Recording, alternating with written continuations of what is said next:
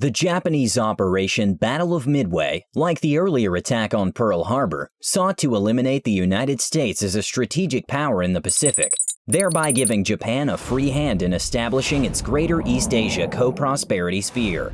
Japan expected to beat the U.S. Pacific Fleet while securing dominance in the region, and then coercing a negotiated peace.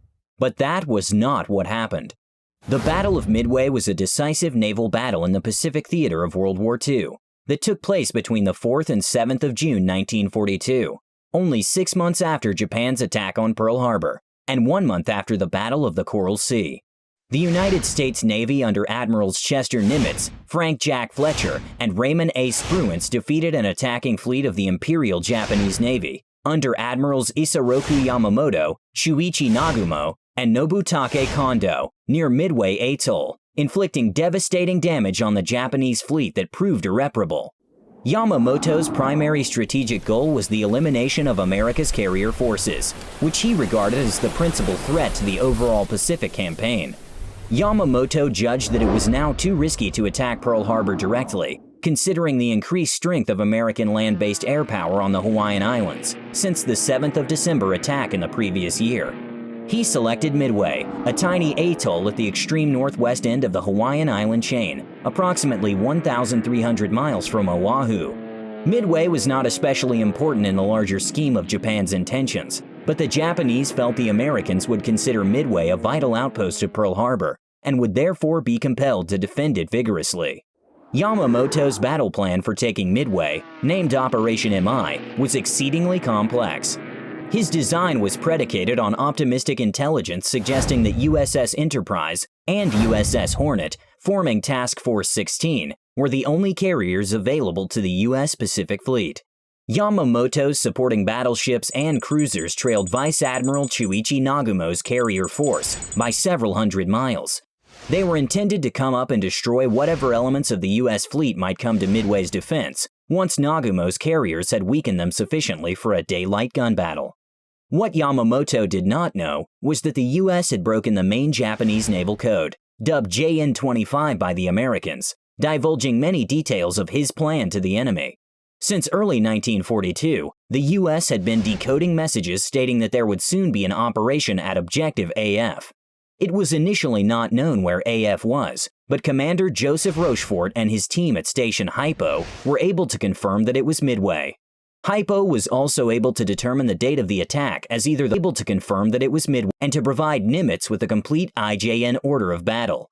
As a result, the Americans entered the battle with a very good picture of where, when, and in what strength the Japanese would appear. Nimitz knew that the Japanese had negated their numerical advantage by dividing their ships into 4 separate task groups, all too widely separated to be able to support each other. This dispersal resulted in few fast ships being available to escort the carrier striking force, reducing the number of anti-aircraft guns protecting the carriers. Nimitz calculated that the aircraft on his 3 carriers, plus those on Midway Island, gave the U.S. rough parity with Yamamoto's 4 carriers, mainly because American carrier air groups were larger than Japanese ones. At 4:30 on June the 4th, Nagumo launched 4 Japanese aircraft carriers to attack and severely damage the U.S. base on Midway. Beyond the Japanese's awareness, the U.S. carrier forces were just to the east of the island and fully ready for battle. After their initial attacks, the Japanese aircraft headed back to their carriers to rearm and refuel. While the aircraft were returning, the Japanese Navy were aware that U.S. naval forces were in the area waiting for them. TBD Devastator torpedo bombers and SBD Dauntless dive bombers from the USS Enterprise, USS Hornet, and USS Yorktown attacked the Japanese fleet. The Japanese carriers Akagi, Kaga, and Soryu were hit, set ablaze, and abandoned. Hiryu, the only surviving Japanese carrier, responded with 2 waves of attacks, both times bombing the USS Yorktown, leaving it severely damaged but still afloat. On the afternoon of June 4th, a USS Yorktown scout plane located the Hiryu, and the Enterprise sent dive bombers to attack. That attack left the Hiryu burning and without the ability to launch aircraft before it finally sank. In the late afternoon of the 6th of June, the Japanese submarine I-168, which had managed to slip through the cordon of destroyers, fired a salvo of torpedoes, 2 of which struck Yorktown. There were few casualties aboard, since most of the crew had already been evacuated, but a third torpedo from this salvo struck the destroyer USS Hammond.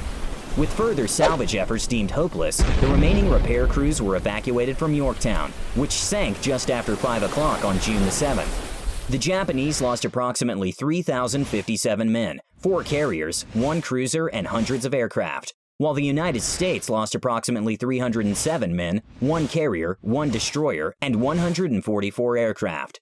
The Battle of Midway has often been called the turning point of the Pacific. It was the Allies' first major naval victory against the Japanese, despite the Japanese Navy having more forces and experience than its American counterpart. Thank you for watching. Don't forget to like, share, and subscribe to our channel for more videos of history.